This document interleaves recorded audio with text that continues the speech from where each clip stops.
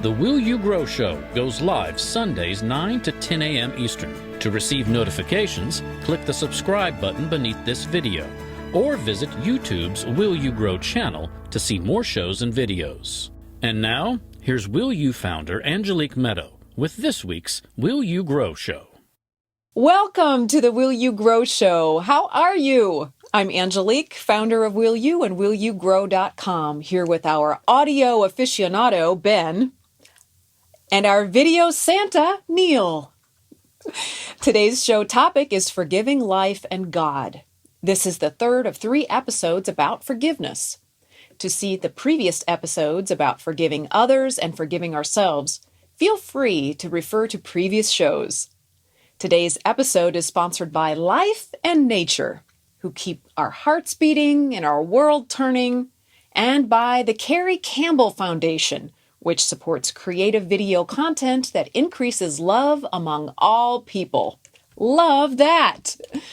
Whether forgiveness is a new concept or it's something that we've considered for some time, the tips and stories shared here today are intended to allow us to forgive sooner rather than later. After close to 20 years of working to inspire people to empower themselves and make healthy choices, I've found that the biggest blocks to joy and success are unforgiveness and belief in unworthiness. Unforgiveness is negativity that we think and feel about other people, ourself, or life and God. And I'll use those 2 words, life and God, interchangeably. Unworthiness is thoughts and feelings that we are not acceptable or not deserving of goodness, care, and connection.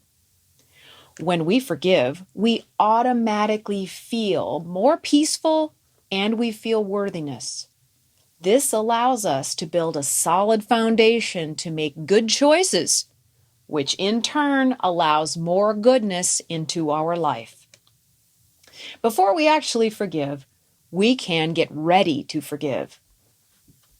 With that said, when we don't like the way life is going, who do we blame for causing our troubles? Let's talk about the blame game and how it blocks our ability to forgive and let goodness in. So, what happened to the life we wanted? We've probably all wished, hoped, and/or prayed for something that we did not get. Maybe we wanted to marry the homecoming queen, become the grand national poobah in our sport of choice, or become the next maestro or Madonna. When we focus on what is missing, such as a bigger home, a higher-paying job, a sexier someone, etc., we may also suffer from ever-lingering feelings of disgust and disappointment. If we choose to blame life or God for how our life turned out and hold it responsible for what we didn't get, we've both given our power to change it away and also passed judgment that life has done us wrong. We're somehow saying that we know better, that we know better what life should be and what we should have received. We're taking a high and mighty position of blame and judgment. Judgment against the one power that makes our lungs breathe, our hearts beat, our food digest, our world maintain gravity and spin in an orbit in a massive sea of space and stars. Seems like that one power might know better how to make life work than little old we do. I don't know about you, but blaming life or God seems problematic. If you're wondering if there's an alternative approach, here's something to consider. An alternative to blame. Instead of dwelling on the downer of what we didn't get and what we can't do, we can accept that life isn't what we'd like right now. Then we can aim our attention to learning about ourself and life. When we're ready to learn, we can ask ourselves a question. Why would I judge life or God for how life turned out? And why would I hold unforgiveness in my heart? Why would I do that? And then just let that question go. See what you discover. When I asked that question, I discovered 3 twisted yet clever reasons why we may blame, judge, and not forgive life and God for how our life turned out. Are you ready? Here they are. Number 1 of 3. If we quit blaming life and God, we might have to accept that we are, in large part, responsible for how our lives turn out. Oh no, not that! Number 2, if we quit blaming life and God and accept that we are responsible for making our life great again, or maybe for the first time, we would have to grow and change. We couldn't stay small and angry and whine and point fingers at others for our problems anymore. Oh, geez, let go of our anger and grow up to be big and strong? Do we have to?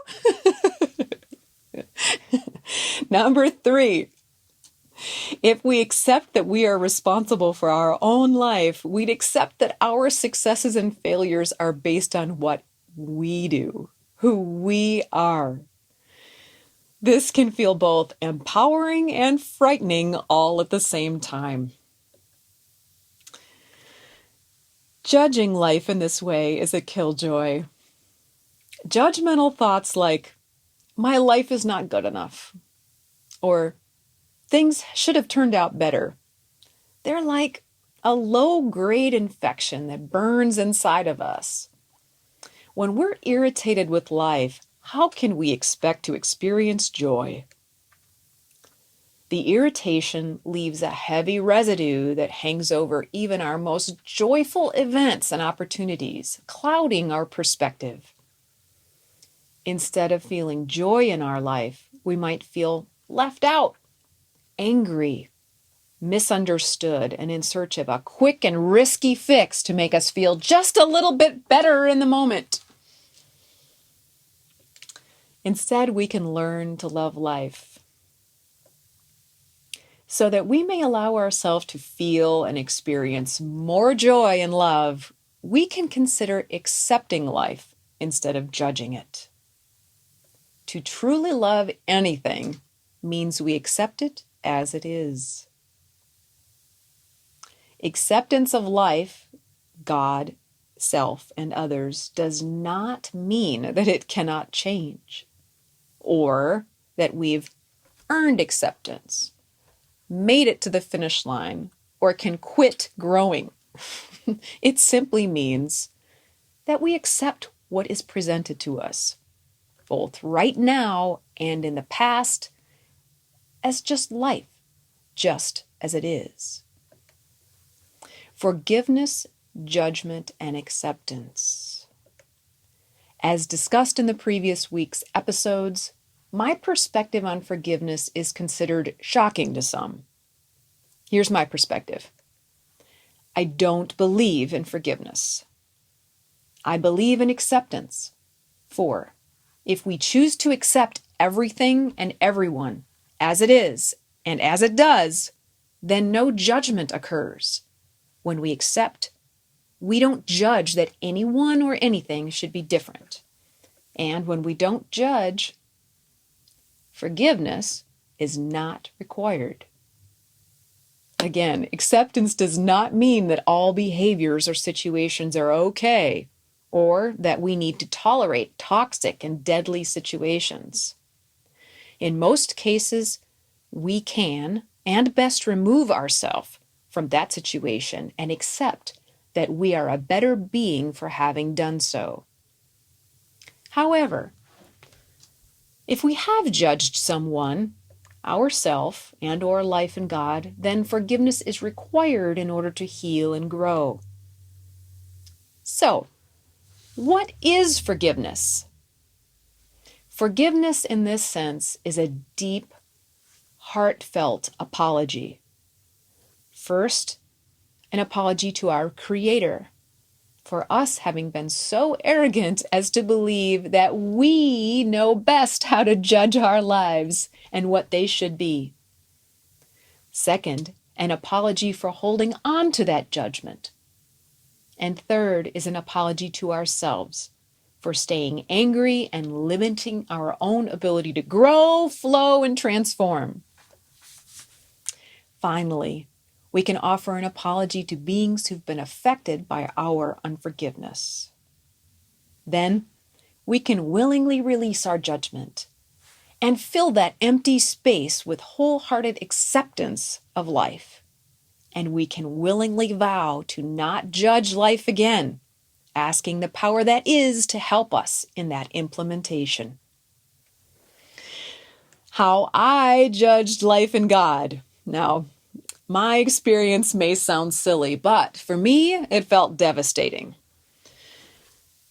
From childhood through my 30s, I allowed myself to suffer because I believed that life owed humans joy since it forced us to be alive. I know some of you may be saying, man, those are some deep thoughts for a kid. Yeah, I know. Those thoughts are what got me here on the Grow Show. Meanwhile, any of you deep diving non-dualists out there, you are roaring at my thoughts knowing that all is one and one is all and suffering is misperception. So anyway, back to my story. It was my perception that people were rarely genuinely happy. Instead, they were pretending, faking, wishing, or trying really hard to be happy. I saw much suffering and little joy. In response to this, I angrily judged that I knew better and that life should be different. I judged that life should be joyful. And that led to a chip on my shoulder. My choice to judge life in this way was a big old thorn in my very own joy. I carried a chip on my shoulder about having to be alive when there were so many sad people and situations. I felt stuck until life changed or until death did us part. It was a powerless feeling, defeated, hopeless, and lacking in faith. And no matter how much success I achieved in life, I always felt the lingering yuck of disappointment in being alive, not joy. So this is why I chose to forgive life and God. I chose to forgive because I realized that I had passed judgment, which is not my place, and because I realized that my old perspective about life was limiting me and causing me to suffer. I was not growing or becoming more alive, vibrant, and joyful. And that's what I wanted for myself. It was time for me to call it quits on my own suffering. So no matter how much I volunteered, prayed, cared, sacrificed, served, and loved others, I could never do enough to end the pain and suffering of others. However, I could lessen or end that suffering for myself. And so, I decided that I had had enough. So how I overcame unforgiveness of life and God. First, I allowed myself to become willing and open to new ideas about life. I prayed and asked for guidance, help, healing, and hope. I said my apologies to God, myself, and others. I began accepting life as it is, which included all of life, which includes suffering and joy. And I asked myself, what do I need to know to accept life right now? And I made those choices. I also did a lot of reading, meditating, and followed intuitive guidance, even when it made no sense. I quit spending time with people who were angry and wanted to be unforgiving and complain about life. I allowed myself to let go of the need to protect myself from life's suffering. I also allowed myself to be saved from dwelling on it so I could experience joy. I found my ticket to a good life. When I released judgment and accepted life as it is, and people and the experience of life will do as they do, I chose to feel and experience a more enjoyable life more often. I began to feel freedom like never before. I was freed from anger, freed from sadness that other people were sad, freed to accept that some people's idea of happiness is being unhappy. Sit with that and accept that. That freed me to feel like it was no longer my fault for being unhappy or not unhappy when others were. And those others who were unhappy often wanted me to be unhappy too. So I was free to allow others to be unhappy while I went on my merry way. That's freedom for both of us. My choice to forgive life for suffering has been a great trade-off. And my health, happiness, and attitude and friendships and relationships are all living proof. So, do you want to be open to the idea of forgiving? Here are 3 steps that you can start to take today. First, if you're not sure you're ready to actually forgive, that is okay. Accept that. As a next step, could you begin by being open to the idea of it? Just let that simmer within you and create a brew of willingness for the future. This can lead you to the next step. Second, are you willing to imagine what it would be like if you accept all of your life circumstances? This doesn't mean you will become apathetic and stagnant. It just means that you accept what and where you are right now, knowing that they will change. Acceptance is an amazing superpower and frees our energy to be used to build and grow. To start, you can imagine it. You can always go back to being hurt and angry if you want to. But you won't. It feels too good to be free of it. Third, you might take time to pray and ask, is it best for me to forgive life and God? What do I need to know? And please show me how to forgive. It's amazing what we get when we ask in earnestness with our whole heart and mind. So, a few tips for your forgiveness path.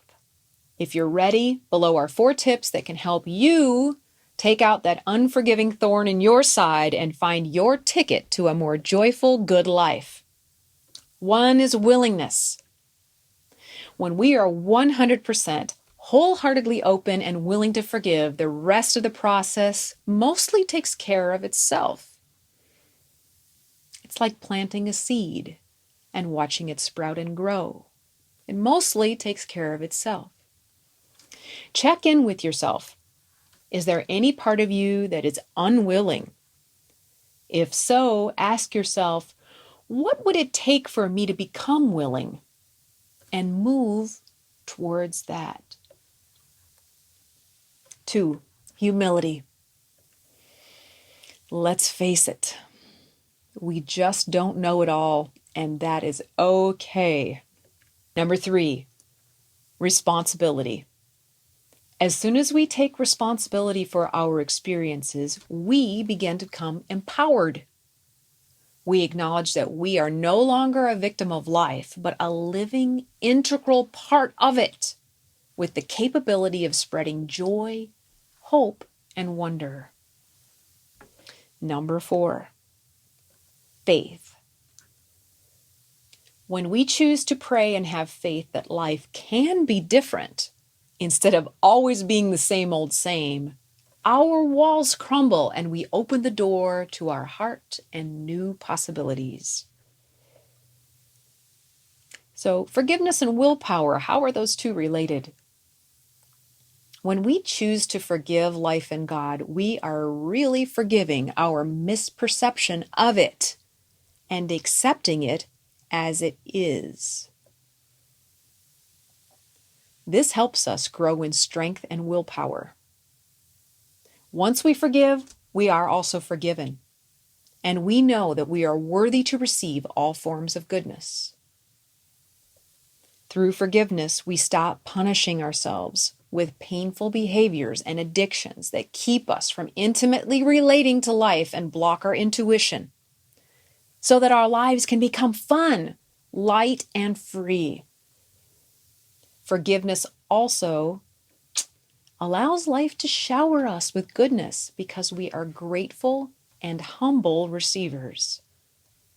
Of all the things that we can do to empower ourselves, forgiveness is the most powerful. So, what say ye? Please share your thoughts and feelings on forgiveness with us down in the comments section so that we may all grow in strength and willpower together. And now we'll take a break.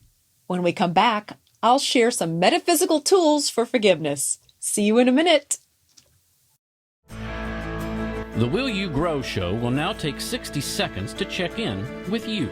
If you're wondering how to apply a Grow Show topic to your life, here's what clients say about mentoring with Angelique. Angelique's a great coach for willpower because she's genuine. Angelique is truly trustworthy in the true sense of the word, and nobody should ever hesitate to take a chance. You know, I don't think they'd be disappointed. She is the real deal. She's one of a kind, basically. She's got a very, very unique personality. I believe she brightens up the life of anybody that she ever runs across. She is so great at helping you hear yourself. There's just some people that have a gift of listening. This is your girl. Self-care is not selfish. If you really want to dig deep and stop living on the surface, then schedule a conversation with Angelique. And now, back to the Will You Grow Show with Will You founder, Angelique Medow. Welcome back. And now, it's metaphysical tool time.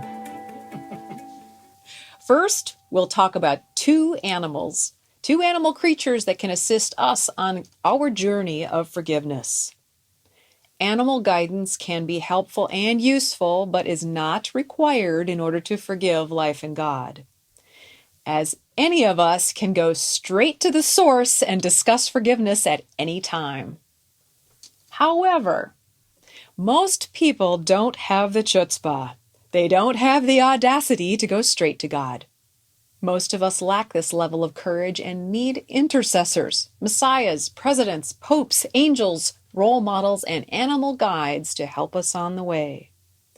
So, if you're interested and open to some animal assistance along your path of forgiveness, consider thinking or meditating upon the following two animals for greater unity, clarity, and divinity within. The raven and the griffin. Both of these creatures are psychopomps, meaning they are spirits, angels, or deities in many religions, whose responsibility is to be a connector and communicator between the material world and the spiritual world. Historically and religiously, these creatures assisted in escorting newly deceased souls from Earth to the afterlife. Their role is not to judge the deceased, but simply to guide them.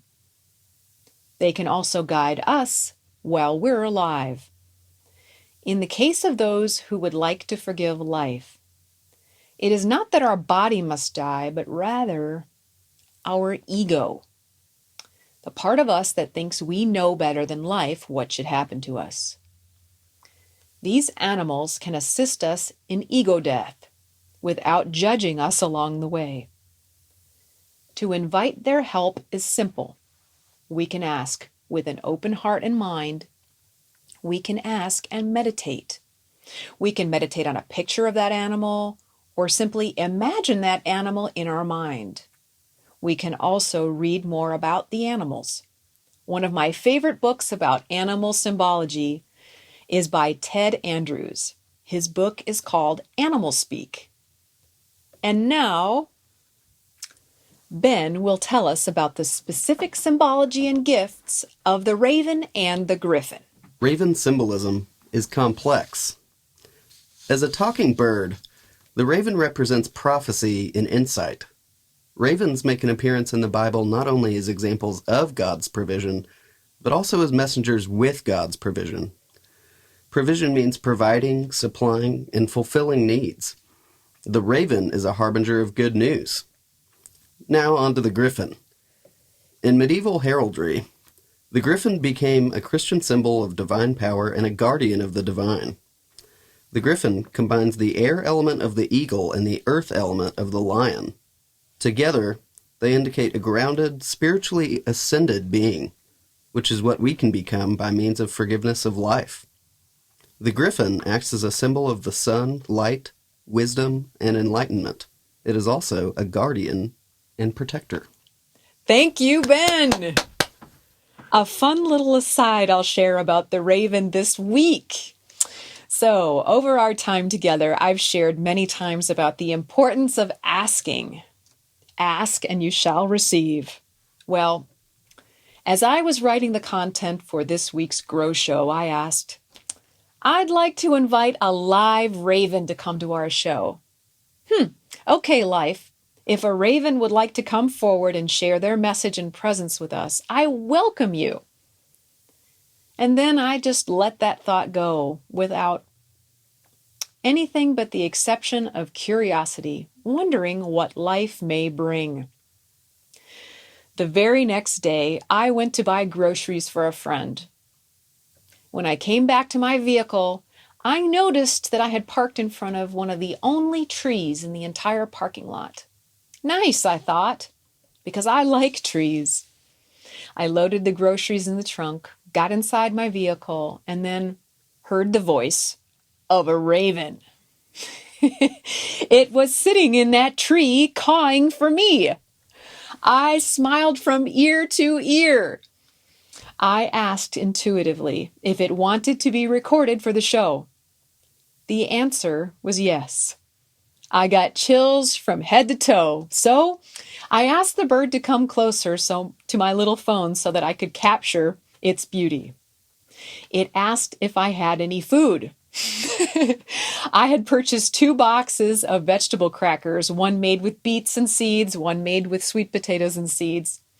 And in a conversation of pictures, which is how animals communicate, I asked it which cracker it preferred. Its picture reply was the yellow sweet potato kind.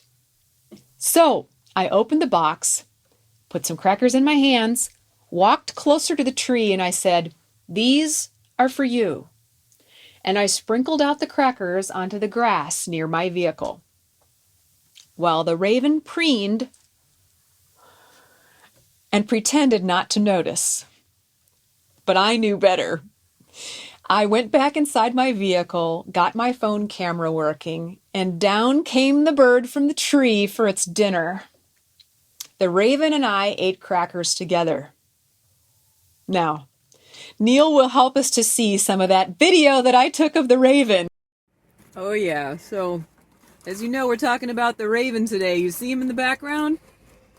When we start thinking and asking for animal assistance in things, they do come to us. I went shopping for some groceries for a shut-in client of mine, and that raven was sitting up in the tree waiting for me at the car when I came back, just cawing away. So I put out some gluten-free crackers for the raven and we're sharing our lunch together. So just ask. You never know what you're going to get. So next, we'll talk about a crystal and an ocean element from Mother Nature that you can wear to help increase your receptivity to forgiving life. First, the blue agate. Can we get a close-up on that? Today, I'm wearing a blue agate necklace.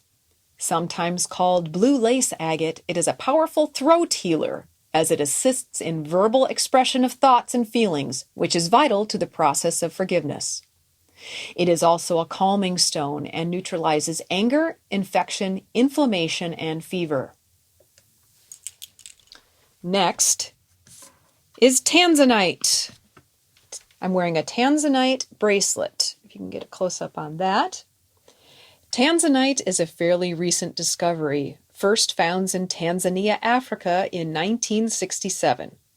Metaphysically, tanzanite increases communication with the spiritual world and facilitates access to ancient wisdom. The glow of tanzanite increases our inner light as well as our health and vitality. It helps us slow down and reduce stress, allowing for a more balanced state of being. So, if you would like help preparing to forgive life, wearing any of these stones might be the perfect tools for you. And now, it's time for Q&A. Neil, would you like to read today's questions for us? Of course I would. All right, here we go. Question number 1. Ashley asks, when I forgive, will my hurt and pain go away? Oh, Ashley. Ashley, we are sorry for your pain. Yes, the pain and hurt will go away. However, the pace of how fast or how slow it will go away can be different for everyone. For some people, it may be complete and instant. For others, it may be gradual and take days, weeks, or even years. To assist in the release of the pain and hurt, there are lots of tools available, including the ones I shared with you today, and lots more that you may research and read about. The one thing that people do experience right away, right after forgiveness, is a sense of peace. And peace can be a good step to relieving the mental pain that you may be experiencing. Next. We have another question. Rick says, I need a more compelling reason to forgive. I mean, why do it? Oh, Rick. Hi, Rick. Of course you know that you don't have to forgive. You have free will. However, if you don't forgive, you won't feel better. And you'll probably become an ornery old cuss. No one else can fix this for you. Someone's not just going to breeze into your life and magically make your angst of unforgiveness go away. Why not, you might ask? Well, because it's you who's holding on to it. You allow the unforgiveness to stay in you. And you are the only one who has the power to allow it to go away. If the life you're experiencing is good enough, then so be it. But if you want more, if you want freedom and connection with life, choose to forgive. Do it because you can. Thanks to everyone for those questions and for your time coming in today. To make sure that you don't miss a Sunday with us and help us keep this inspiration coming to you, you can help. Hit that subscribe button, hit the like button, and share our message with people that you care about. And if you feel inspired to donate, that's a lovely way to spread the message and share the love. Go to the About section of our YouTube channel or the contact page of our website and donate the amount of your choice, knowing that every dollar is respected, appreciated, and counts. I thank you for joining us for today's show. We'll be back next Sunday at 9 a.m. And until then, take excellent care of your very fine self. Always with love, from Angelique. For more information about programs offered by Will You, Mentoring with Angelique, and to watch video success stories from clients, explore willyougrow.com. If you or your company are interested in inspiring our mutual audience by sponsoring this or another of our programs, let's talk about it. Boost viewer confidence and trust in your company. Call 1-833-WILL-YOU, then press extension number 6.